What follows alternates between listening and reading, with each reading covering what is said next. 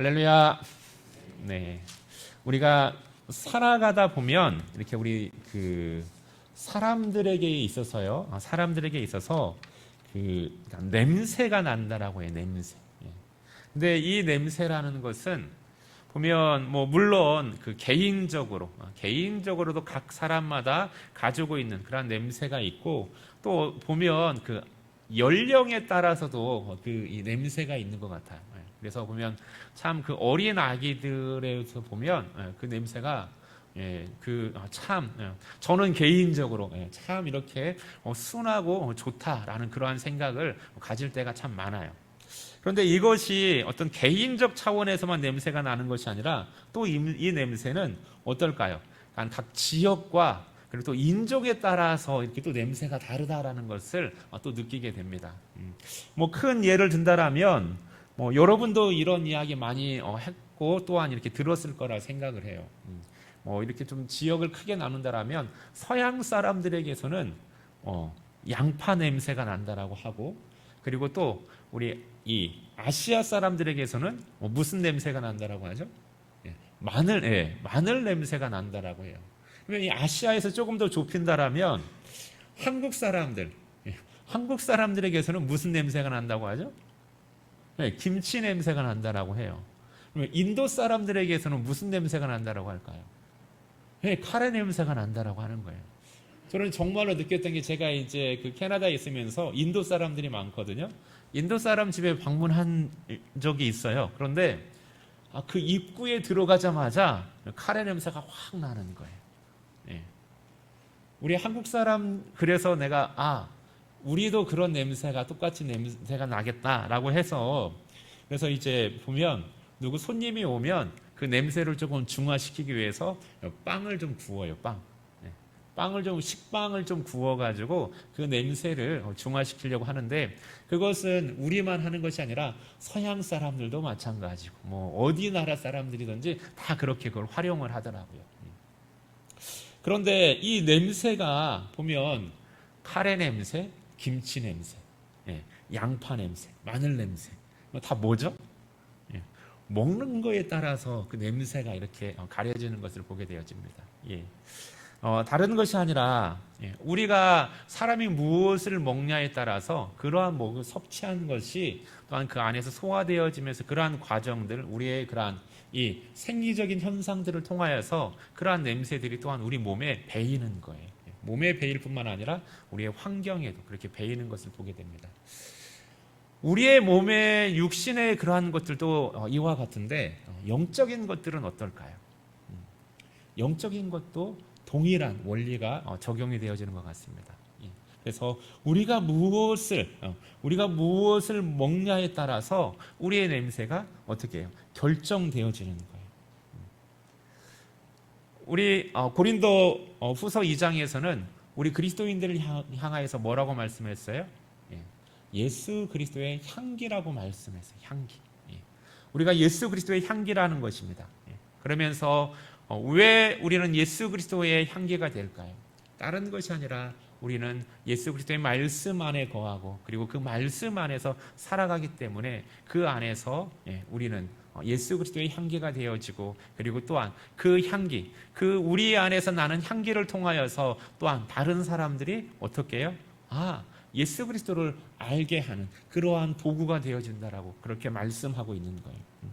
그러기에 우리의 삶을 통하여서, 여러분의 삶을 통하여서 예수 그리스도의 향기가 드러나고, 그 향기를 통하여서 여러분만 아름다울 뿐만 아니라 여러분의 주위도 함께 그 아름다움을 전하는 그러한 저와 여러분 되어지기를 예수 그리스도의 이름으로 축원드리겠습니다. 오늘 이제 우리가 예수 그리스도 안에서 자라나는 그러한 성장에 관해서 이제 네 번째 함께 말씀을 나누려고 합니다. 오늘 이 시간에는 말씀에 대해서 나누려고 해요. 우리가 지난 시간에 기도는 뭐라고 했습니까? 기도는 영적인 호흡이라고 했고, 하나님과의 대화에 있어서 우리의 마음을 하나님 앞에 표현하는 것이 이 기도라고 했어요. 그렇다면 그 대화에 있어서 대화라는 것은 일방적인 건가요? 상호적인 건가요? 상호적인 거잖아요. 그래서 기도를 통하여서 우리의 마음이 하나님 앞에 전달이 되어진다라면 반대로 하나님의 마음은 무엇을 통하여서 우리에게 전달되어지는 거예요? 예. 하나님의 말씀을 통하여서 우리 안에 전달이 되어지는 거예요. 예. 그렇기 때문에 이 하나님의 말씀인 이 성경은 바로 뭐라고요? 예. 우리를 향하신 그 하나님의 마음, 하나님의 마음이 그대로 담겨져 있는 그러한 하나님의 마음이고 그리고 또한 그 하나님의 말씀이라는 것입니다. 이러한 가운데서 오늘 이 말씀이 도대체 어떠한 것인가, 이 말씀이라는 건 무엇인가를 오늘 시편의 이 19편 말씀은 그대로 참 너무나도 잘 우리에게 말씀을 해주고 있어요.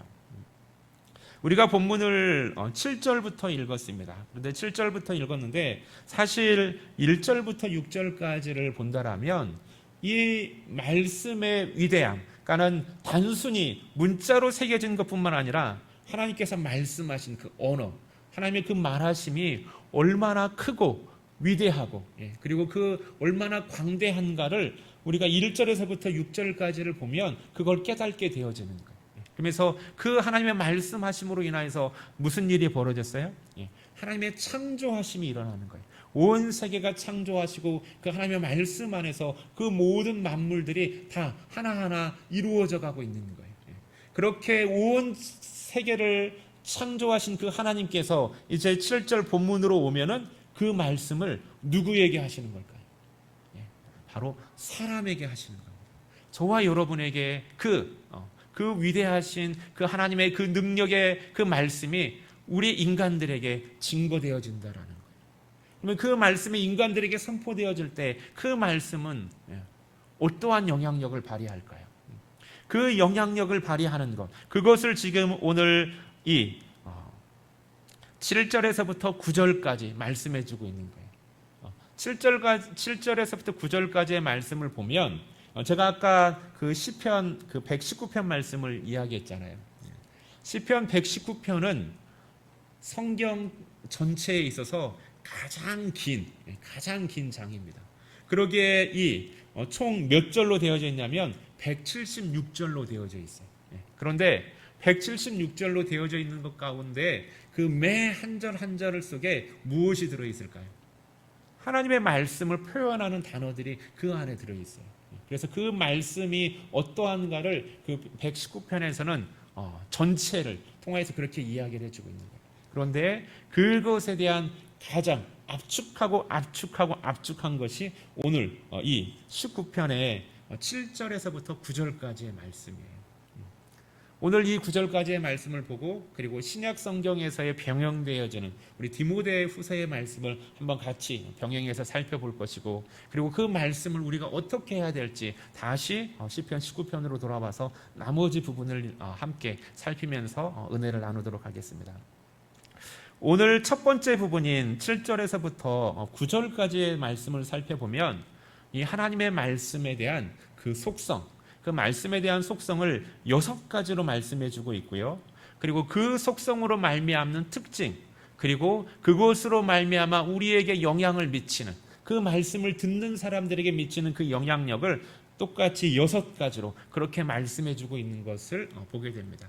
그래서 그 말씀, 하나님의 말씀으로 우리가 단 하나의 단어로 표현할 수 있지만은 이것을 좀 더 세분한다라면 이렇게 나누는 거예요. 여호와의 율법, 여호와의 증거, 여호와의 교훈, 여호와의 계명, 여호와를 경외하는 도, 그리고 여호와의 법도. 그렇게 그 말씀들에 가지고 있는 그 속성 하나하나를 이렇게 세분해서 그렇게 말씀해주고 있다라는 거예요. 그러면 이 속성에 의해서 이 가지고 있는 특징이 무엇이고 이 말씀을 통해서 우리가 사람이 누리는 그 영향력은 무엇일까요? 첫 번째 여호와의 율법이라고 했어요. 그 여호와의 율법이 가지고 있는 그러한 특징은 완전하다라는 것입니다. 완전하다. 여호와의 율법은 완전하여서 그 다음에 어떠한 일이 벌어질까요? 우리의 영혼을 소성시킨다라고 말씀하고 있어요. 여호와의 율법은 완전하여 영혼을 소성시키시며, 영혼을 소성시킨다라는 건 다른 것이 아니에요. 우리로 하여금, 우리의 영혼으로 하여금 깨어나게 하신다라는 겁니다. 깨어나게. 깨어난다라는 건 죽은 상태에 있는데 깨어나게 하는 거예요. 술에 취해서 완전히 그냥 정신이 없는 상태에 있는데 그 정신을 깨어나게 한다라는 거예요. 이게 깨어나게 한다라는 거예요. 전혀 감각 없는 상태에 있는 그 영혼으로 하여금 깨어나게 한다라는 것입니다. 무엇을 통하여서요? 하나님의 말씀을 통하여서. 사람들은 이 세상을 살아갈 때 그냥 이 세상에 취해서 그냥 세상대로 그 세상의 흐름대로 살아갈 수밖에 없는 거예요. 무엇이 어떻게 가는지 구분하지 못하는 거예요. 그런데 하나님의 말씀을 통하여서 어떻게 해요? 깨어나게 되어지고 그리고 이 세상과 그리고 하나님의 나라를 구분할 줄 알게 되어지고 이것은 무엇으로 통해서 된다라고요? 하나님의 말씀을 통하여서 여호와의 율법을 통하여서 우리의 영혼이 깨어나게 되어진다는 것입니다. 두 번째를 보도록 할게요. 두 번째 여호와의 증거라고 했어요. 하나님께서 우리가 증거, 증인 어디에서 사용합니까? 법정에서 사용하잖아요. 이 여호와의 증거, 그 하나님께서 말씀하시는, 하나님께서 드러내시는 그러한 모든 것들, 그 만물이 다 무엇이라고 했어요? 하나님의 손길을 나타낸다고 했어요. 이 땅에 창조되어져 있는 그러한 모든 하나님의 그 피조물들의 그 세계, 하나님의 그 창조물들을 보면 그 안에서 여호와의 살아계심과 여호와의 창조하심들, 하나님의 그 존재하심을 다 드러내고 있다라고 했어요. 그 여호와의 증거라는 거예요. 그 여호와의 증거는 어떻다라고요? 확실하다라고 말씀하셨어요. 확실하다라고. 그러기에 나중에 어느 누구도 이것을 가지고 핑계하지 못한다라고 했어요. 그만큼 확실하게 하면서 그러면서 우리의 인생에 어떠한 영향을 미칠까요? 이것은 우둔한 자로 하여금 어떻게 해요? 지혜롭게 한다라고 했어요. 우리 첫 번째 말씀과 연결이 되겠죠. 깨어 있음으로 인하여서 알지 못했던 그 무감각에 있던 사람들이 이제는 깨어나고 그리고 또한 그것을 통하여서 이 구별함으로 인하여서 이제는 뭡니까? 지혜롭게 되어지는 거예요. 지혜롭게. 여러분 우둔하다라는 그러한 그 의미를 조금 살펴보면 문이 열려 있다라는 거예요. 문이 열려 있다라는 거예요. 그런데 이 문이 항상 열려 있다라는 거예요. 항상 열려 있다. 뭐 영어로 그냥 조금 비슷하게 표현한다면 오픈 마인드라는 오픈 마인드. 여러분 오픈 마인드 우리가 굉장히 긍정적으로 사용을 하잖아요. 열려 있는 것들. 그런데 문제는 이것이 항상 열려 있다라는 거예요. 내가 들어갔으면은 닫을 줄 알아야 되는데 때로는 필요한 거에 대해서 열었다가 닫을 줄도 알아야 되는데 얘는 항상 열려 있는 거예요. 그러기에 들어가도 나가도 구분하지 못하는 거예요. 뭔가를 지켜야 될 것이 있는데 그 지켜야 될 것들을 지키지 못하는 거예요. 그러면 열었으면은 닫을 줄도 알아야 되는데 우둔한 자는 항상 열어만 놓는 거예요. 그러기에 무엇이 들어가는지 무엇이 나오는지 알지 못하고 무엇을 얻는지 무엇을 빼앗기는지도 못하는 그러한 상태인 거예요. 그런데 그러한 이들로 하여금 어떻게 한다라고요? 지혜롭게 한다라는 거예요. 무엇을 받아들여야 하고 무엇을 내보내야 될 줄 알고 무엇이 들어오는 줄 알고 무엇이 나가는 줄 아는 그러한 구별하는 그러한 지혜가 있게 되어진다는 것입니다. 세상을 보는 지혜가 바로 무엇을 통하여서 얻어지는 거예요? 하나님의 말씀을 통하여서 얻어진다라는 것입니다. 여호와의 교훈이라고 있어요. 여호와의 교훈. 그 여호와의 교훈은 정직하여서 어떻게 한다라고요? 우리의 마음을 기쁘게 한다라는 겁니다. 여러분 이것은 정말로 그 진리를 발견한 사람이 누리는 그러한 기쁨이에요. 정말로 헤아릴 수 없는 세상에서 느끼는 그러한 기쁨과 구별되어지는 그러한 이 마음의 기쁨이라는 사실입니다.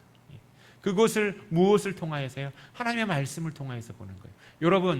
여러분 정말로 내가 깨어 있고 그리고 이전에 알지 못했던 것들을 발견했었을 때 그 안에서 찾아오는 그 기쁨인 거예요.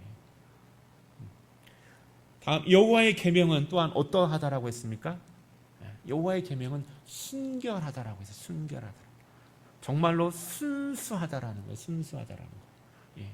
그러기에 그것을 통하여서 어떻게 되어지는 거예요? 예. 우리의 눈이 밝아진다라는 눈이. 예. 여러분 생각을 해보세요. 지혜를 통하여서 깨어나고 지혜를 통하여서 분별할 줄 알고, 예. 그 분별할 줄 안다라는 것은 볼 줄 안다라는 거, 볼 줄 안다라는 거. 예. 그런데 그것이 여러분 한번 기준점을 한번 보세요. 기준점이 항상 흔들린다라면 그것을 바로 구분할 수 있을까요, 없을까요? 예. 그 기준점이 혼탁하여져 있다라면 그것을 바로 볼 수 있을까요, 없을까요? 예. 하나님의 말씀은 또한 순결하게 그것을 통해서 명확하게 깨끗하게 클리어하게 볼 수가 있는 거예요. 하나님의 말씀을 통하여서 주어지는 거예요. 여호와의 법도는 어떻게 했습니까? 여호와를 경외하는 도, 정결하다라고 했어요. 끝까지 이르다라고 했어요. 이것은 이 영원에서 영원까지 이른다라는 거예요. 영원에서 영원까지. 그냥 그 앞에서 말씀했던 그 말씀의 그 영향력들이 한순간에 그치는 것이 아니라는 거예요. 한순간에 그치지 아니하고 영원에서 영원까지 이른다라는 거예요. 일회성의 삶이 아니라는 거예요. 여러분 우리가 지금 우리의 일상생활에서 그 일회적인 것들, 일회용품들로 인하여서 잠깐 쓸 때는 편리한 것 같지만은 어때요? 그것이 영원하지 못하고 그것이 얼마나 우리의 삶에 해가 되어져서 다시 돌아오는지 우리가 깨닫고 있잖아요. 경험하고 있잖아요. 하나님의 말씀해 주시는 그러한 영향력은 그러한 일회적인 것이 아니라는 겁니다. 영원한 그 하나님의 나라에서부터 또 계속적으로 영원한 시간의 제한을 받지 않는 영원한 것이라는 거예요. 여호와의 법도는 진실에서 또한 다 의롭다라고 했어요. 어느 한 순간에만 한 부분에만 의롭고 옳은 것이 아니라 모든 것이 다 의롭다라는 거예요. 하나님의 말씀은 1.1획도 틀리지 아니하고 모든 것들이 다 의로우시다라는 거예요. 이게 얼마나 귀하고 값진 말씀입니까? 여러분 우리가 살아가고 있는 세상은 어때요? 우리가 살아가고 있는 세상의 의로움이라는 것은 어떻습니까? 오늘 지금 대한민국의 그 현실만 봐도 우리가 느낄 수 있을 것 같아요. 그 의로움의 기준이 바뀌는 거예요. 상대적 의로움에 의해서 어떤 때는 의로웠다가 지금에는 또한 이것이 불의가 되어지는 거예요. 전 정권에서는 올바르다라고 이야기했던 것이 지금 정권에서는 틀렸다라고 이야기하는 거예요. 그러면 지금 정권에서 옳다라고 하는 것이 그럼 다음 정권에 가면 또 뭐라고 할까요? 틀렸다라고 이야기할 수 있다라고 그렇게 말하는 거예요. 이것이 우리가 살고 있는 그 의로움의 한계라는 거예요. 그런데 하나님의 말씀을 통하여서 우리에게 주어지는 그 의로움은 부분적으로 일시적인 그러한 의로움이 아니라 앞에서 말씀하신 그 영원에서부터 영원까지 이른 그러한 의로움이라는 것입니다. 우리로 하여금 하나님의 말씀에서 영원히 깨어나게 하고 지혜롭게 하고 기쁘게 하고 우리로 하여금 정말로 분별력이 있어서 밝은 것을 보게 하고 그 순결함과 그 영원함 속에서 우리의 삶이 하나님의 약속 안에서 계속 지속되어진다라는 거예요. 이게 구약에서 말씀하고 있는 그 하나님의 말씀이에요. 이 하나님의 말씀이 그렇다면 신약에 와서 신약에서는 어떻게 말씀하고 있을까요? 그 말씀의 영향력. 우리가 디모데후서를 한번 보려고 합니다. 우리가 잘 알고 있는 말씀이죠. 디모데후서 3장 15절에서부터 17절까지의 말씀이에요. 이렇게 말씀하고 있어요. 성경은 능히 너로 하여금 그리스도 예수 안에 있는 그 믿음으로 말미암아 구원에 이르는 지혜가 있게 하느니라 라고 말씀하고 있어요. 성경 안에서 무엇을 발견한다라고요? 구원에 이르는 지혜를 발견하게 한다라는 거예요. 예수 그리스도를 통한 그 믿음 안에서 구원에 이르는 지혜, 바로 우리의 영혼으로 하여금 깨어나게 하는, 우리의 영혼을 소성시키는 그러한 지혜가 바로 어디에 있다라는 거예요? 하나님의 말씀 안에 있다라는 거예요. 성경 안에 있다라는 거예요. 앞에 능히라고 했어요. 능히. 부족한 것이 아니라 충분하게, 확실하게. 이게 바로 하나님의 말씀이라는 것입니다. 또 뭐라고 말씀하고 있습니까? 이 성경은 어떻게 기록된 것이라고 하고 있습니다. 하나님의 감동으로 기록되어 있어요. 하나님의 감동. 사람의 생각과 철학과 논리로 되어지는 것이 아니라 하나님의 감동으로 되어졌다라는 것입니다. 하나님께서 직접 말씀하여 주셨고 그 말씀한 것들을 이 기록자들을 통하여서 감동하셔서 그 마음을 움직이셔서 기록하게 하시고, 그리고 그 기록한 말씀을 어떻게 해요? 깨닫게 하시는 거예요. 깨닫게 하고 전하게 하고, 그 전함을 받은 사람들로 하여금 어떻게 해요? 다시 깨닫게 하는 거예요. 그러기에 성경이 되어지는 거예요.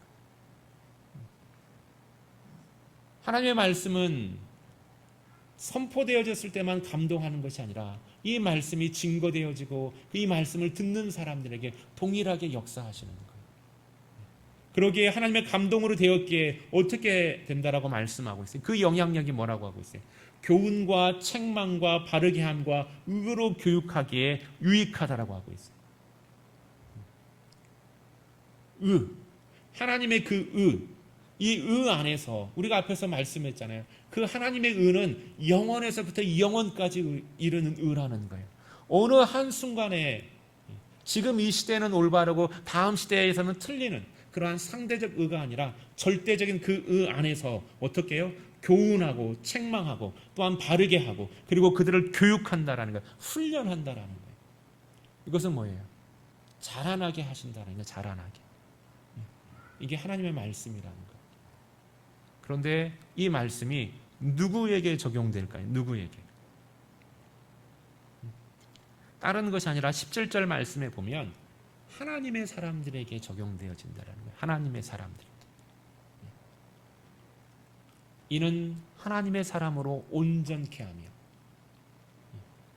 하나님의 사람들이 온전하여질 수 있도록. 하나님의 사람들이 온전하여진다는 건 뭘까요? 우리의 부족한 부분들, 그 부족한 부분들이 다 채워진다라는 거예요. 채워진다라는 거. 하나님의 사람으로 온전하게 해야진다라는 거. 그러면서 또한 하나님의 사람이 온전하여지면서 또한 그 온전한 그 하나님의 사람으로 하여금 모든 선한 일을 행할 능력을 갖추게 하려 함이라라고 하고 있어요. 여기에서 그 능력을 갖추게 한다. 하나님의 그 행하신 일들, 하나님의 말씀들에 대해서 그 말씀에 순종할 수 있는 그러한 능력들을 갖추도록 한다라는 이 단어의 의미도 뭐냐면 온전함이에요. 온전함. 이것은 하나님의 사람으로 온전하게 하며 하나님의 사람으로 선한 일을 행할 수 있도록 온전하게 하는 것. 그것은 다른 것을 통해서 이루어지는 것이 아니라 오직 하나님의 말씀을 통하여서 이루어진다라는 것.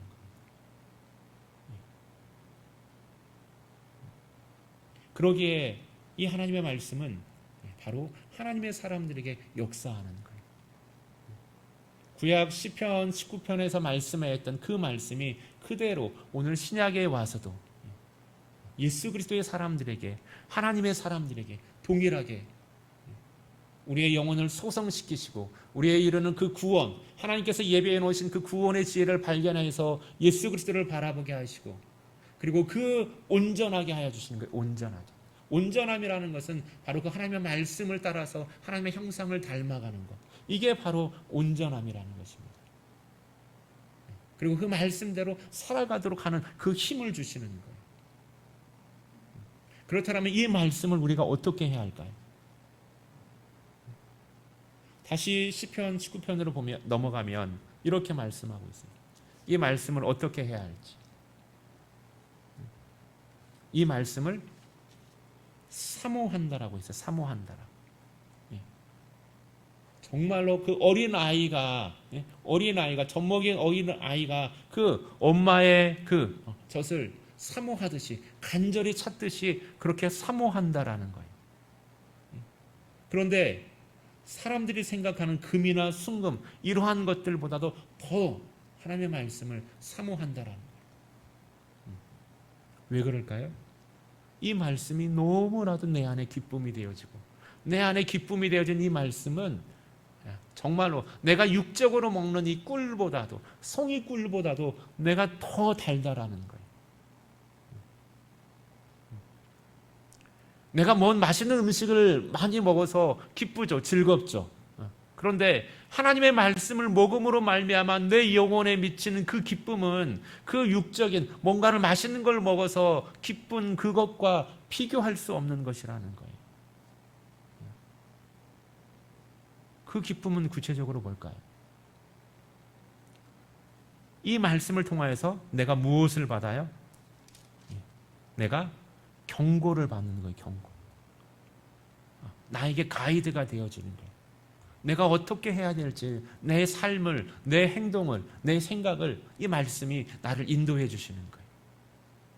그리고 그 인도함을 따름으로 인하여서 내가 무엇을 받아요? 상을 누리는 거예요. 상을 받는다라고 말씀합니다.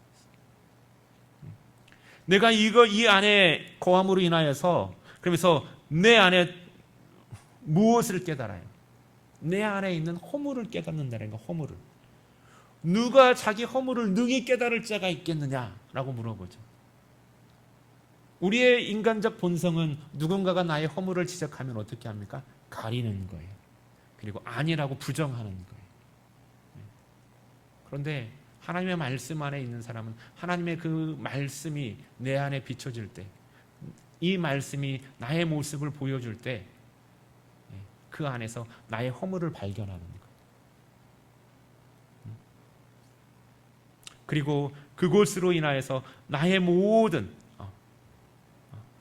그러한 것 안에서 나로 하여금 죄로부터 어떻게 해요? 멀어지게 하는 겁니다. 13절에 이렇게 말씀하고 있어요. 주의 종에게 고의로 죄를 짓지 말게 하사 그 죄가 나를 주장하지 못하게 하소서. 그리하면 내가 정직하여 큰 죄가에서 벗어나겠나이다. 이 말씀 안에서 내가 이제 고의로 죄를 짓게 하지 마시고, 그리고 그 죄가 나를 주장하지 못하게, 죄가 나를 이끌어가지 못하게 해달라고 그렇게 기도하고 있는 거예요. 여러분, 이 시편을 누가 기록했죠? 다윗이 기록했어요. 다윗이. 여러분, 죄는 힘이 있어요. 힘이 있어서 그 힘을 가지고 어떻게 합니까? 그 사람을 조정하는 거예요. 조정. 그래가지고 그 죄 진 것을 가지고 더 깊은 죄에 빠지도록 그렇게 이끌어가는 그 힘이 바로 죄 안에 있는 거예요. 근데 이 죄를, 죄가 이렇다라는 것을 다윗이 직접 경험한 거예요. 다윗의 삶에 있어서 그 치명적인 사건이 하나가 있죠. 밧세바와의 간음이에요. 밧세바의 간음의 죄를 지었을 때 다윗이 어떻게 했나요? 그냥 그거 하나로만 끝났나요? 아니에요. 그 죄를 가리기 위하여서 그 남편 우리아까지 죽이는, 살인죄까지 범하는 그 죄를 범하는. 그래서 자기의 지은 죄를 덮기 위하여서 무던히도 애쓰는 그러한 다윗의 모습. 그 다윗의 모습이 그대로 성경을 말씀하고 있어요. 죄가 그 다윗을 다스리고 이끌어가고 있는 또 다른 죄로 말미암아. 그런데 그 죄에서 벗어나는 것은 무엇을 통해서일까요? 바로 하나님께서 나단 선지자를 통하여서 다윗의 죄를 그대로 말씀하시는 거예요. 다윗의 죄를 나단 선지자를 통해서 말씀하실 때 다윗은 그 자리에서 자기의 죄를 자복하고, 그리고 하나님 앞에 회개하고, 그리고 나서 자기의 그 죄의 조정력으로부터 끊어지고 자유할 수 있었던 것입니다. 그러기에 이렇게 그 말씀에 대해서 고백하고 있는 거예요. 이제는 내가 그 죄가 나를 주장하지 못하게 하시고 나로 죄로부터 벗어나게 하여 주시옵소서 라고 고백하는 거예요. 여러분, 성경에 관해서 참으로 우리 역사에 있어서 참으로 위대한 사람이라고 꼽히는 사람들이 다 성경에 대한 그러한 그 명언을 남겼어요. 근데 저는 개인적으로 그 명언 가운데 제가 가장 그러니까 첫 번째로 공감하는 그러한 명언이 있는데 그건 이 미국의 구두 수성공에서 주일학교 교사가 되어지고 세계적인 그런 복음 전도자가 되었던 그 무디 목사님의 말이에요. 무디 목사님이 뭐라고 말씀했냐면 죄는 당신을 성경으로부터 멀어지게 만들거나 아니면 성경이 당신을 죄로부터 멀어지게 만들 것이다 라고 말씀했어요. 이 사실을 보면 너무나도 공감이 되어지는 거예요. 내가 죄를 지면 뭐예요? 성경 읽기가 싫은 거예요. 그런데 내가 성경에 계속해서 말씀을 읽고 묵상하잖아요. 그러면 그 죄에 대한 생각들이 나에게서 멀어져 가는 거예요. 내가 옳고 그르다라는 것, 하나님께서 기뻐하는 거, 기뻐하지 않는다라는 거에 대한 분별력이 생기고 지혜가 생기고 그리고 그러한 것들을 내가 멀리하게 되어져. 하나님의 말씀. 다윗이 마지막에 뭐라고 기도하고 있어요? 14절에 나의 반석이요 나의 구속자이신 여호와여 나의 입의 말과 마음의 묵상이 주님 앞에 연락되기를 원하나이다. 내가 죄에서 하나님의 말씀 안에서 가까이 하며 그리고 죄로부터 멀어지고 죄의 영향력에서 벗어나기를 바라는 나의 마음과 나의 그 입술의 묵상이 하나님 앞에 연락되어지기를 하나님께서 받아주시기를 원하나이다 라고 하면서 이 마지막 기도하는 거예요. 이게 다윗의 기도예요. 여러분 우리의 기도가 이러한 기도 되어지기를 주의 이름으로 부탁드리겠습니다. 요즘 사람들은 보면 성경을 잘 읽지 않아요. 성경을 읽지 않은 이유를 크게 살펴보면 우리의 문화가 이제는 그렇게 가는 것 같아요. 예전의 문화는 어떠한 문화였어요? 그 활자 시대에서는 인쇄하는 문화였잖아요. 그런데 그것이 이제 저희 때만도 이제 시청각 시대로 갔어요. 시청각 시대에다가 지금은 이제는 뭡니까? 3D 시대를 넘어가지고 가상현실 메타버스라고 해서 사람들이 그냥 그 모든 것들을 그냥 바로바로 느끼는 거예요.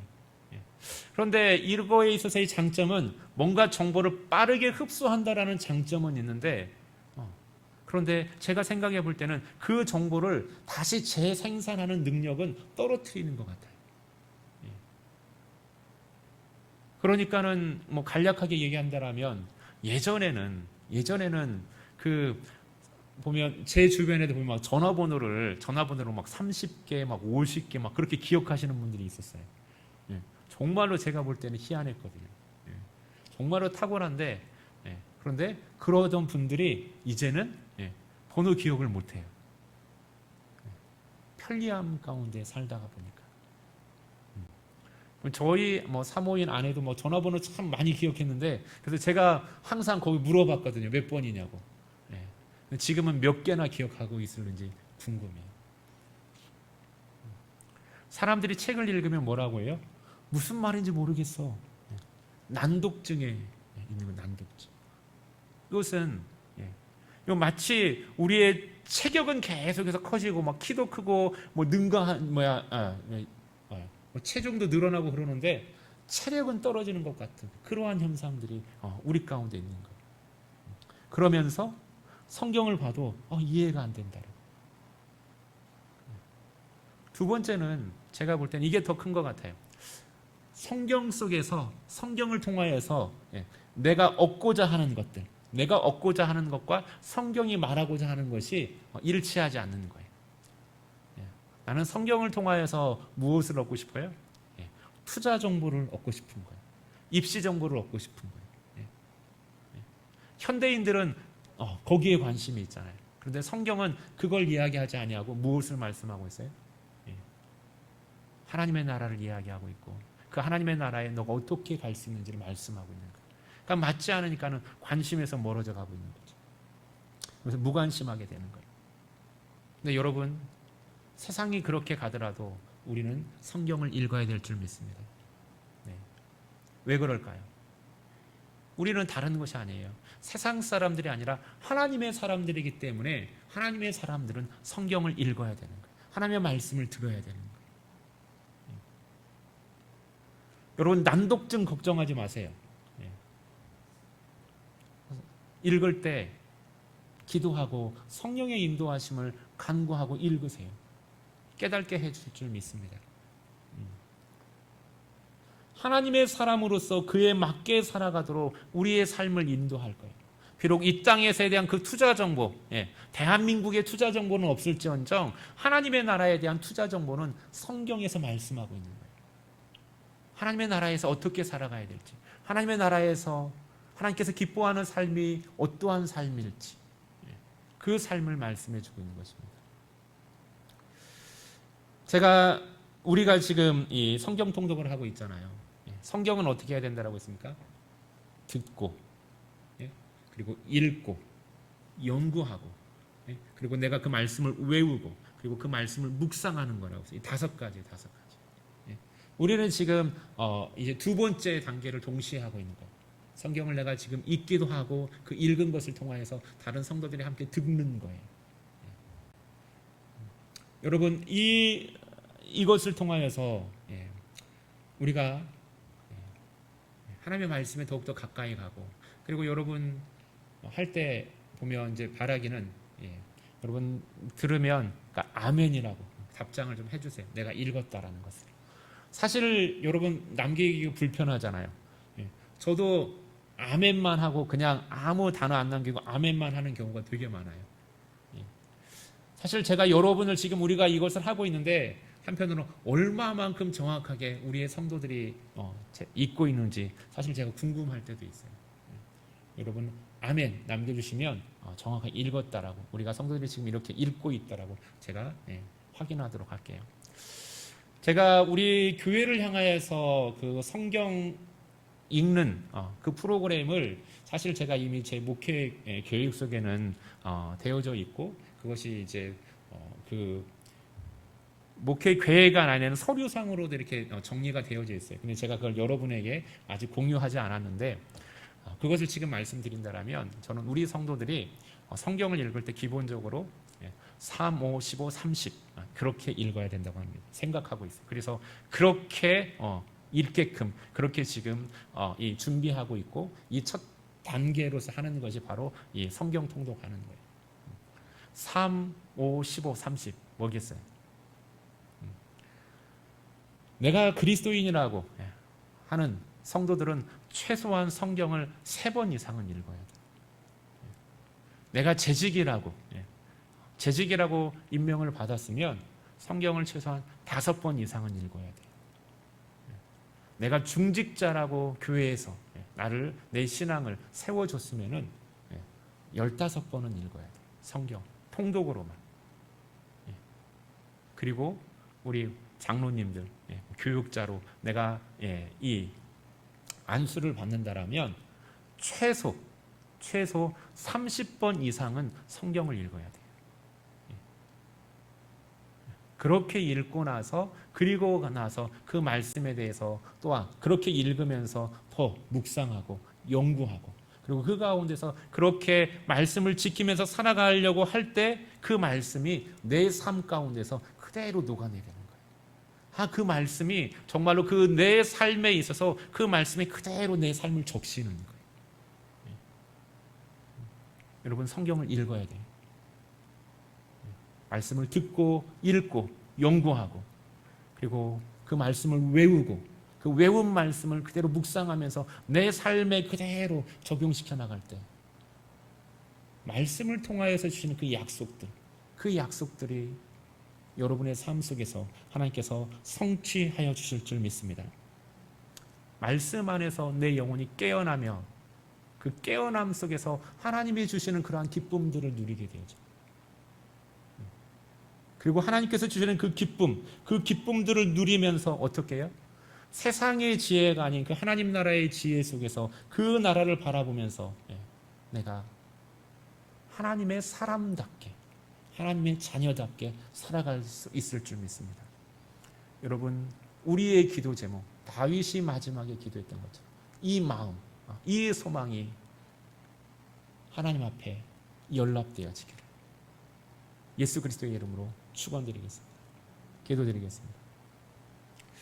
할렐루야. 사랑의 하나님 감사합니다. 주의 말씀이 어찌 그리 단지요, 꿀보다 송이 꿀보다 더 달습니다라고 고백했던 그 다윗의 고백, 이 고백이 우리 사랑하는 성도들의 모든 고백 되어지도록 주께서 은혜 내려 주시옵소서.